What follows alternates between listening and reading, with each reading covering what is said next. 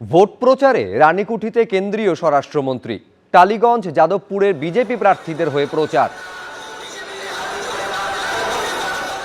কলকাতা পুরসভার অন্তর্গত এই মুহূর্তে আমরা যেখানে দাঁড়িয়ে রয়েছি সে কলকাতায় রোড শো, অমিত শাহের উপচে পড়া ভিড় আমরা দেখতে পাচ্ছি। টালিগঞ্জ এবং যাদবপুর এলাকার বিজেপি প্রার্থীদের প্রচারে কেন্দ্রীয় স্বরাষ্ট্রমন্ত্রী, যেখান দিয়ে রোড শো যাওয়ার কথা, रोड शो कार्यत रास्ता अवरुद्ध। अमित जी, सबसे पहले तो ये पूछेंगे कि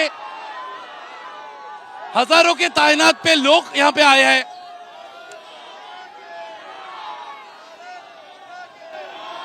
कोलकाता पुरसभा के यहाँ पे आप आज रोड शो शुरू किए जहाँ पे दिखाई दे रहा है कि समर्थन, क्या कहेंगे?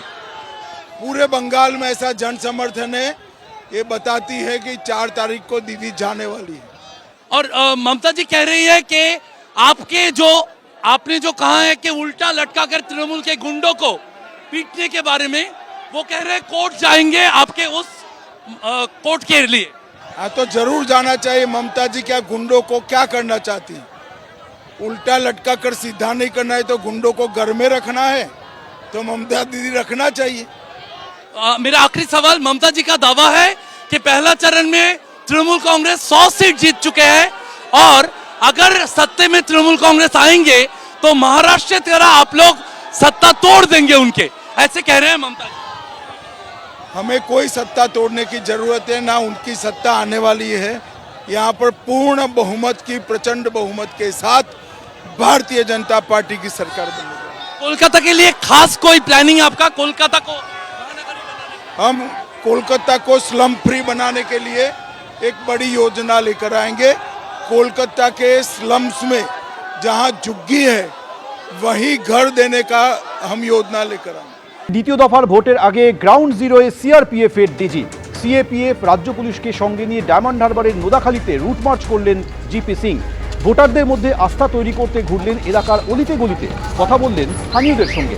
হিংসামুক্ত নির্বাচন করতে নিরাপত্তা প্রোটোকল অনুযায়ী কেন্দ্রীয় বাহিনীর জওয়ান এবং পুলিশ আধিকারিকদের কাজ করতে নির্দেশ দিয়েছেন জিপি সিং।